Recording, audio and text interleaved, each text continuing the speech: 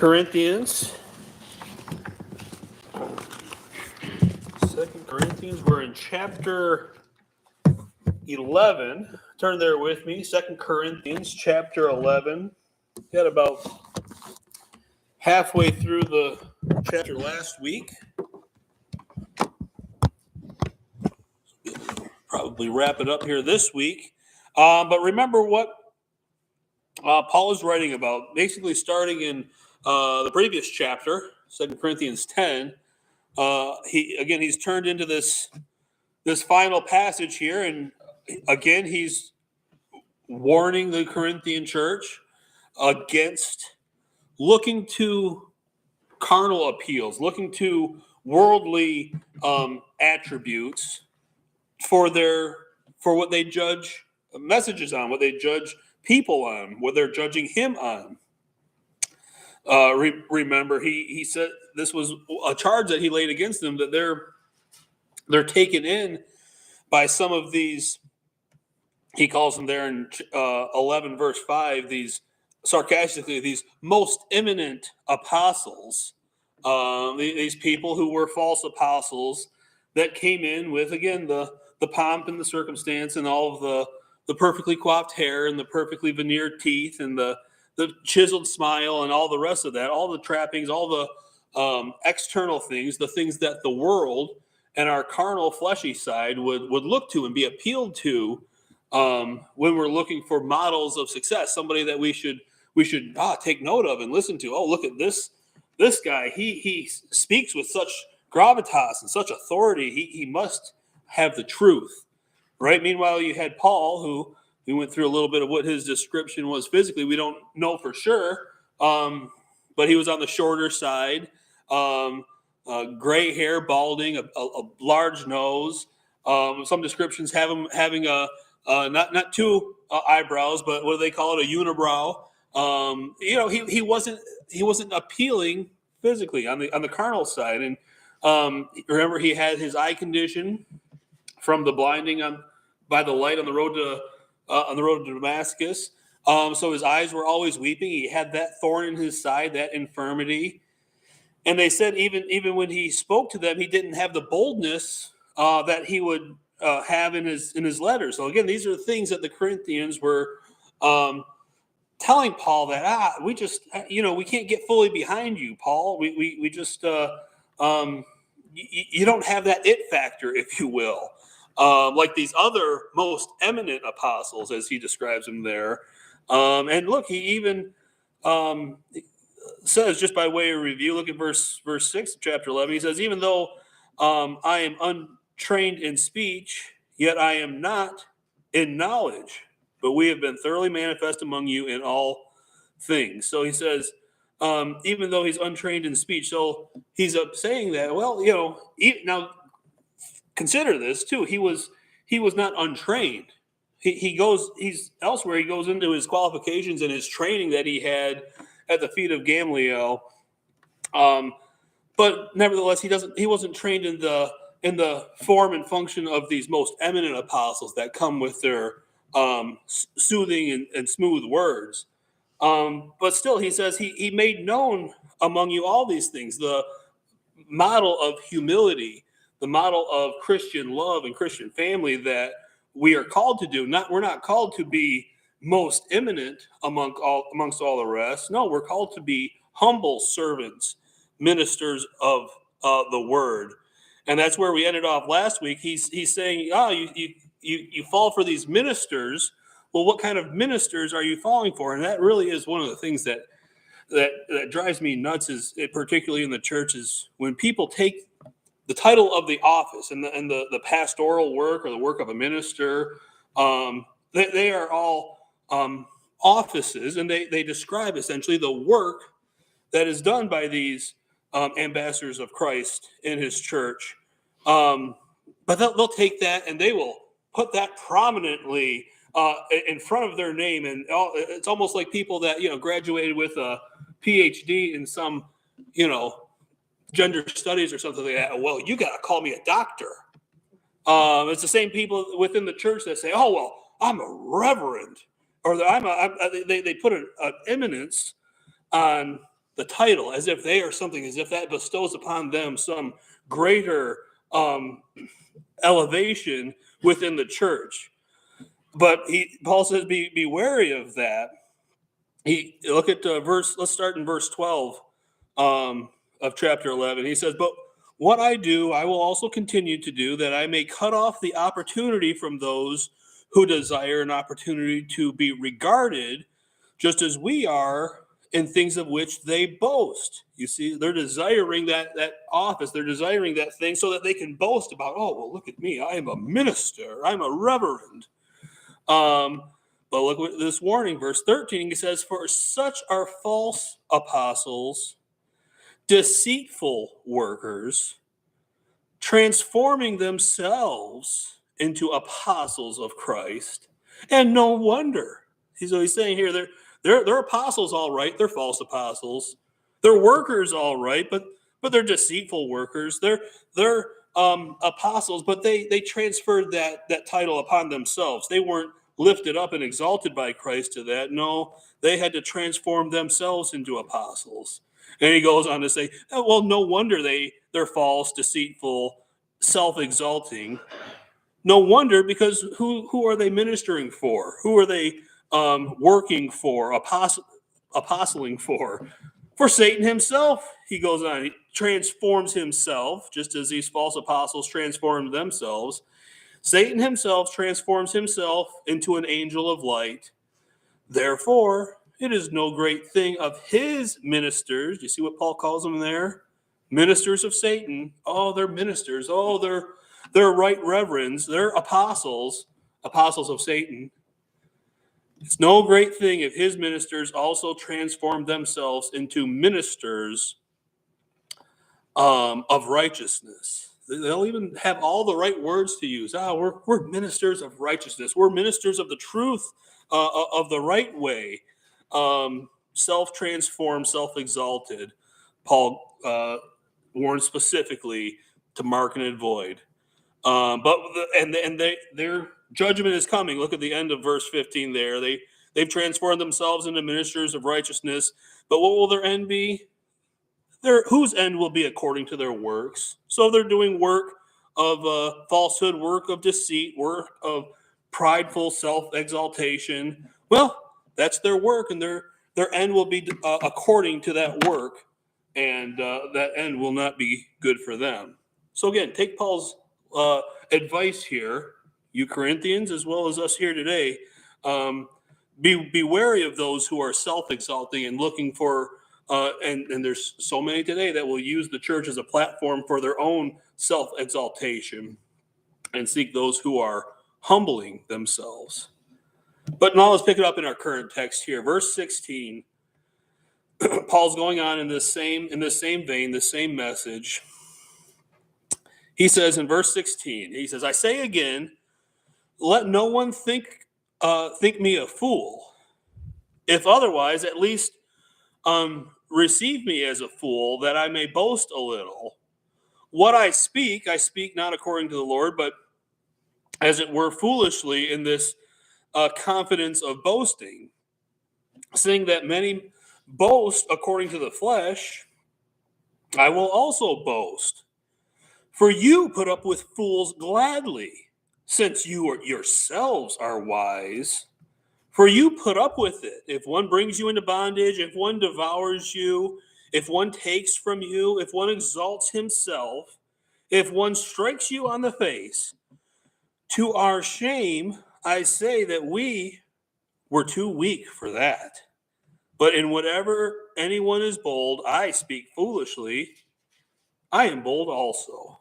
So this passage here, this 16 through 21 here, it reads kind of sloppy, but I think it reads sloppy because, again, Paul is interjecting with that biting sarcasm that he has, this biting rebuke of these Corinthians.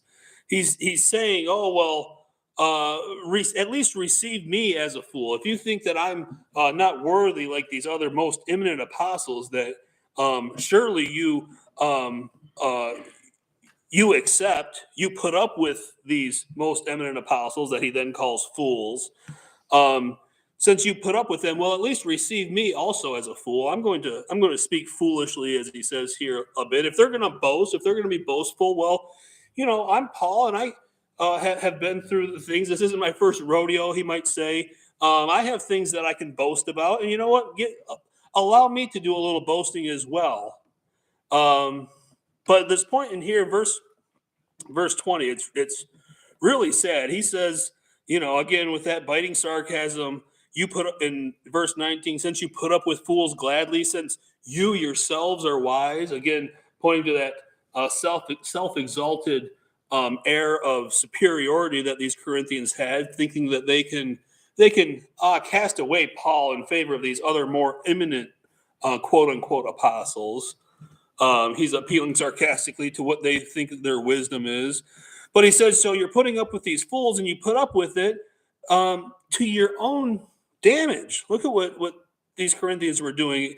You put up with these false apostles, even though one brings you back into bondage. You see, this is the works according to which will their end be, like he said in verse 15. But this is the end result. This is the fruit, and we shall know them by their fruit, right? Of these false apostles, that, well, they come bringing their message, but, they come bringing a message of legalism and extra things that you have to do. And look, you put up with it. You put up with their foolishness because they have such a stage presence and such a powerful speaking habit. Well, they'll put you back in bondage. Or they'll devour you. They will come and appeal to your Christian charity to take every last red cent from you, or devour you otherwise. And if one takes from, it will devour you if one takes from you. If one exalts himself, again, that self-pride that people will be swept up in and taken in it and fall prey to their cult of personality. Or even if one strikes you on the face, they'll think, oh, thank you. I've been, I got to be touched by Right Reverend Most Eminent Apostle so-and-so.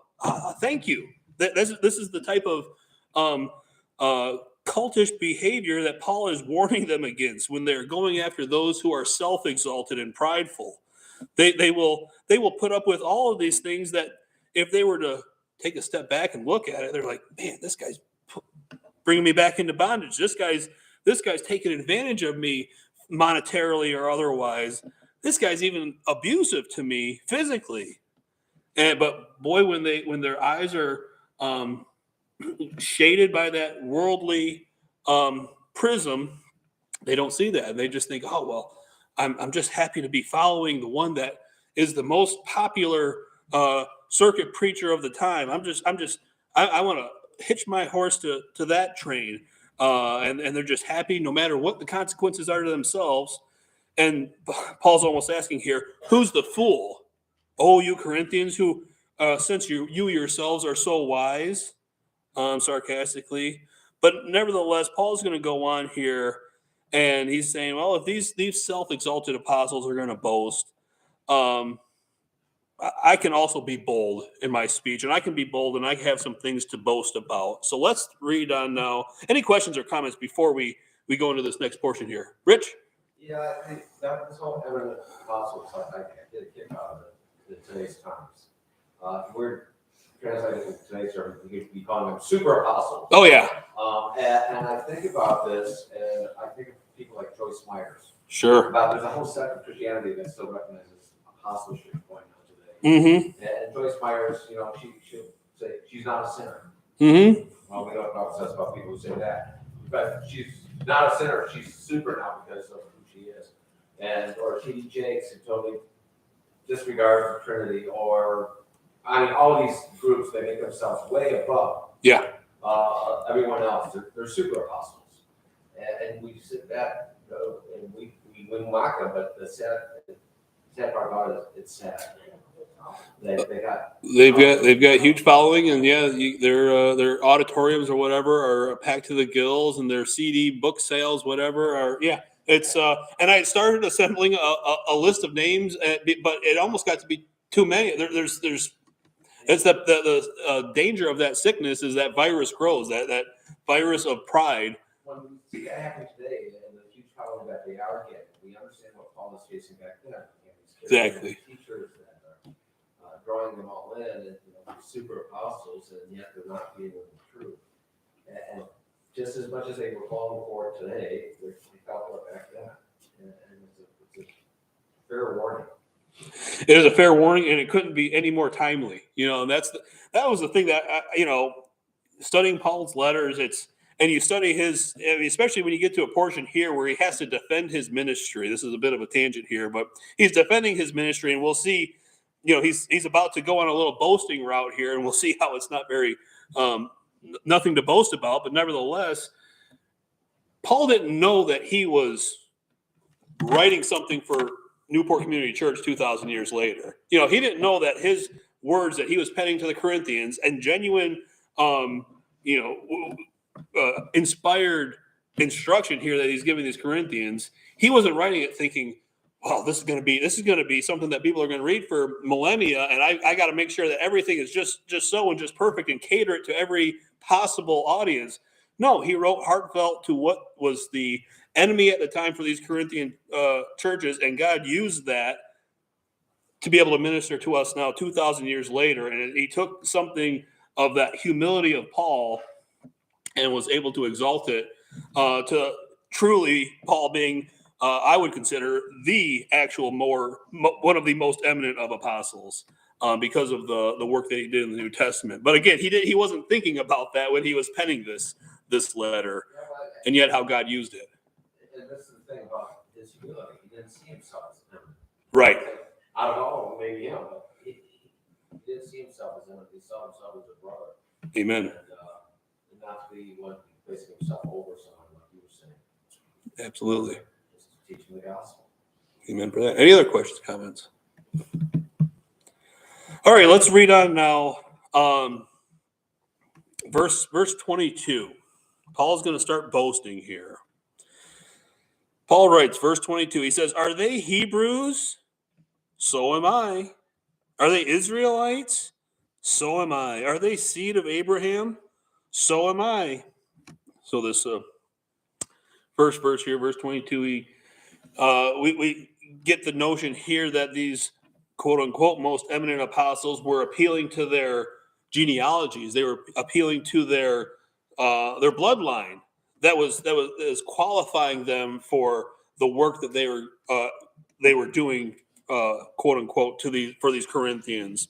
They were saying, "Oh well, we're Hebrews, we're Israelites, we're of the seed of Abraham," and Paul says, "Oh, okay, duly noted, good, fine. Well, okay, so am I. It's nothing to qualify you specifically for the work of the gospel." Verse 23, he says, "Are they ministers of Christ?" Well, he answered that question a few verses back when he said, "No, they're ministers of Satan himself," but they are claiming, they are going around taking the name of Christ. And he asks here, "Are they ministers of Christ?" I speak as a fool to even consider them as ministers of Christ. But if they're claiming to be ministers of Christ, and he can rightfully say this, I am more. And this is, again, it sounds boastful, but he's having to. The great Rush Limbaugh said you would illustrate absurdity by being absurd, and this is exactly what we're seeing Paul doing here. He's saying, "Okay, you want to go toe to toe in this battle? Oh, you claim to be a minister of Christ. Well, if that's what you're claiming, here, let me show you why I am more a minister of Christ than you are." And look at what he is more in. Going on now.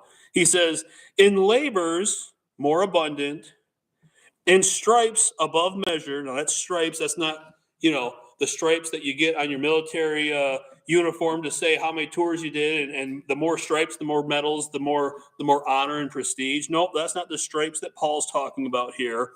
Stripes are the beatings, whether by the Jews or by the Gentiles, by the Romans. The Jews would beat with lashes. The Romans would beat with rods, and in stripes, well, he's got more of them on his flesh to show his qualifications as minister of Christ. So in labors more abundant, in stripes above measure, in prisons more frequently, in deaths often. From the Jews, 5 times I received 40 stripes minus 1. 5 times. Now this was Jewish practice that they would, when a condemned criminal would be sentenced with 40 stripes, there was a caveat to the executioner, to the punisher, that, well, if you go over, you are then guilty. If you went 41, you are then guilty, and you would have to receive that punishment as well. So the habit was formed that they would beat them 39 times to hold back 1 to make sure that they didn't even get close to that for going over at 41, and they'd actually break it down into 3 groups of 13, ending up with 39. But 5 times he suffered this, Paul did. Again, he's boasting of his qualifications as ministry here, and he's going to go on in this vein to the end of the chapter. We're just getting started here. 3 times I was beaten with rods. Again, that was the Roman version of the Jewish stripes, but the Romans beat with rods. Once I was stoned. Once he was gone through the execution of having piles of stones heaved at him. 3 times I was shipwrecked. You know, they say, you'd be hard pressed to find a historical figure in this era that traveled more than Paul, and those travels weren't, as you know, it wasn't like traveling, going on a road trip here, or even going on a cruise ship here. No, it was hard and it was perilous, and there were abundant dangers that faced you when you were traveling around that region. Notwithstanding having your ship blown apart in the sea, being shipwrecked, and he had that happen to him 3 times. A night and a day I have been in the deep. So he was shipwrecked, and he was out there essentially floating in the deep. Sharks, any other perils that could come upon him there. A night and a day he spent out there, and yet survived. In journeys often, verse 26, in perils of waters, in perils of robbers, in perils of my own countrymen, in perils of the Gentiles, in perils in the city, in perils in the wilderness, in perils in the sea, in perils among false brethren. Now look at this here, this verse 26. This is, again, in his journeys often, which we just established that Paul was well traveled.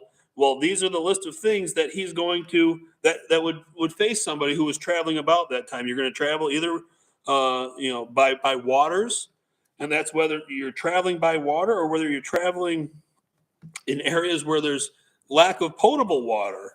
So either way, water was critical, but it was also dangerous to travelers at that time. In perils of robbers, well, that goes without saying.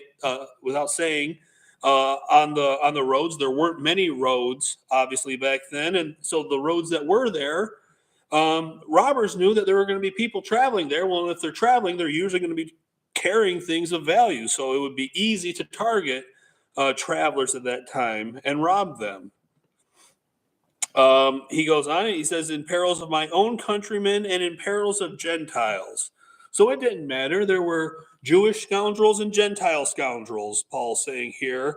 And all, it seemed like, or many of them from either side were against him and sought to do him harm. It didn't matter if he was in the city or the wilderness. He goes on in perils in the city and perils in the wilderness. Well, remember, this was Paul's model. He would go into a city, preach the gospel, basically until the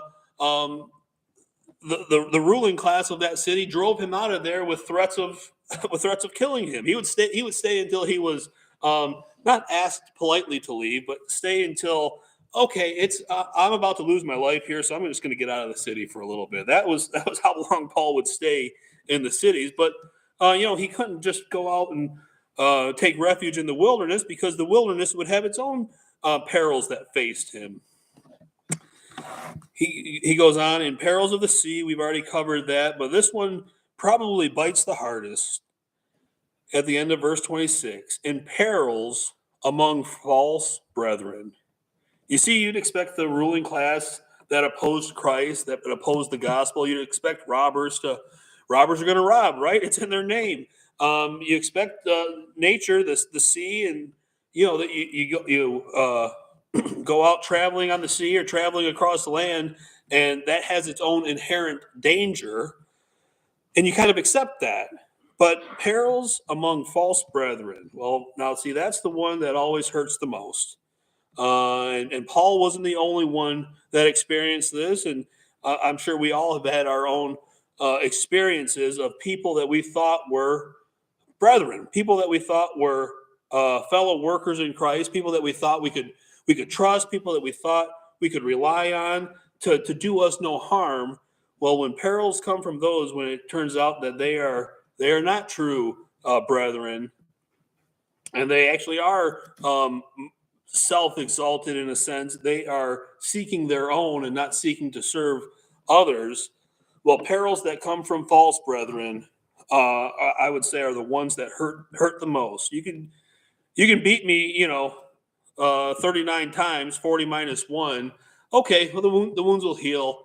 You can go on with your walk. But boy, when you have someone that you thought was close that betrays that trust, or that harms you, well, that causes scars and wounds that don't heal as easily as the fleshly scars. Nevertheless, Paul endured that on top of all the other things. And by the way, he's not done yet. We're only halfway through this portion here. And remember, these are his boastings. These are the things that he'll hang his cap on to say, "Oh, this is what qualifies me as a true minister of Christ." But now, verse 27, he goes on. He says, "In weariness and toil, in sleeplessness often, in hunger and thirst, in fastings often, in cold and nakedness."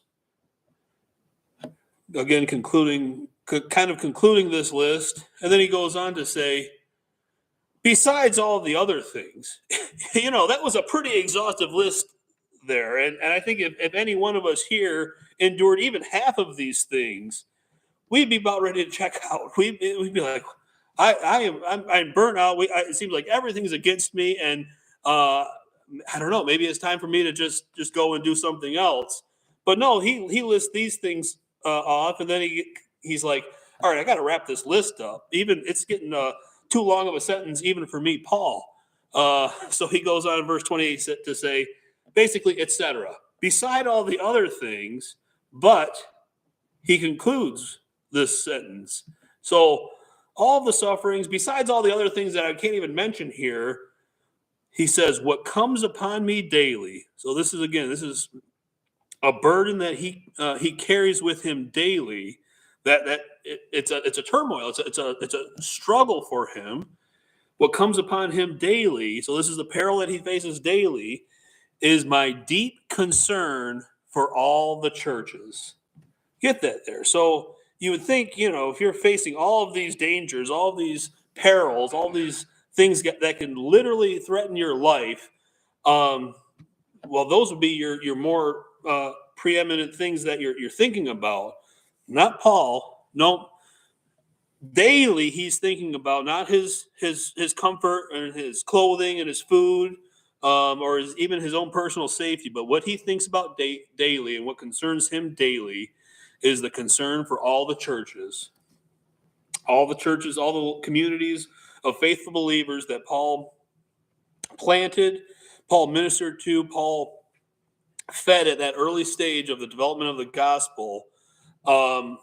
That was what he was concerned about. That was where his treasure was laid, and that's what he was most adamant to have front of mind, to have his concern over, not his own self. Again, it just points to the beautiful humility of Paul, modeling after the humility of Christ, that when all these other things, all of your worldly things were dire in many cases that Paul faced, that still wasn't his main concern. His main concern was for getting out the gospel, that it might thrive, that God might do a work through these churches across this region. So he goes on, verse 29. He says, "Who is weak, and I am not weak?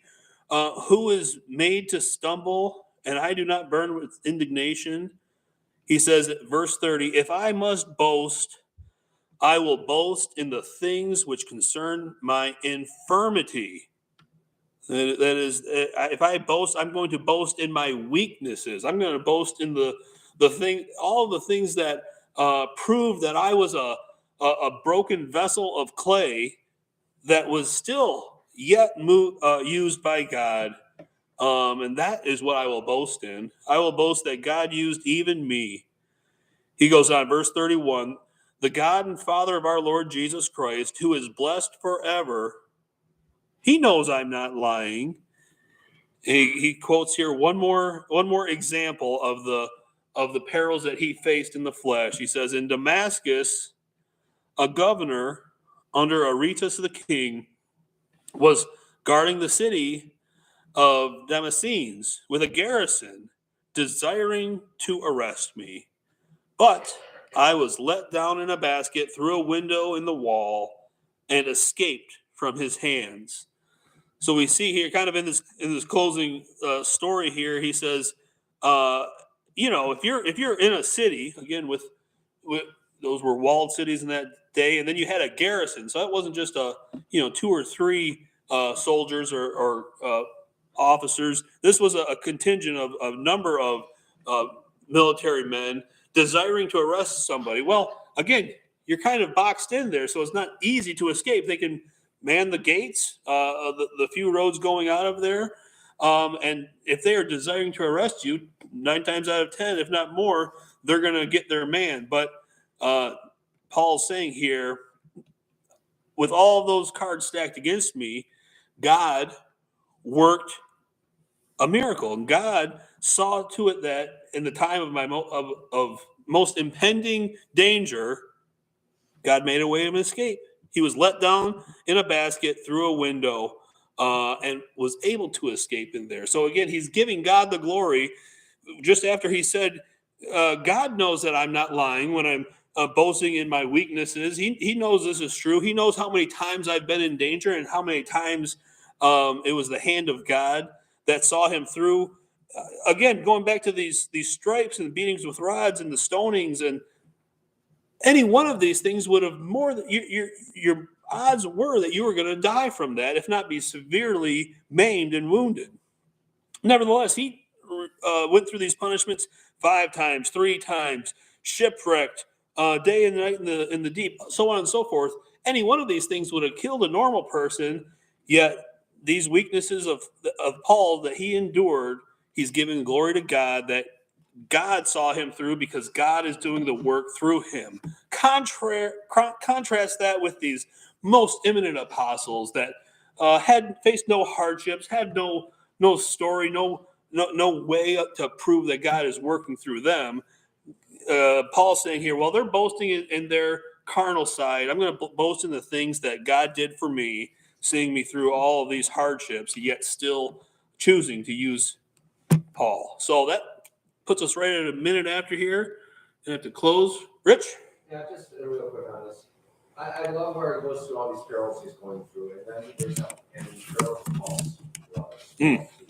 Yes. He compares dealing with these false brothers to the same as being shipwrecked with and everything else that you point out. And his problem isn't how they react to him. The problem that you pick up here is how they're treating the gospel, and that's where is how they're dealing with the gospel of Lord Jesus. And to make it more fun. Them than they are of Jesus. Absolutely. And in that he finds great pain. And I think that's something that we should also consider also. Absolutely. Great point. All right. Any other questions, comments? Rich, would you mind closing us in a word of prayer? Heavenly Father, I thank you for your word. I thank you for this family we have here at Newport Community Church. Lord, I just pray that your word is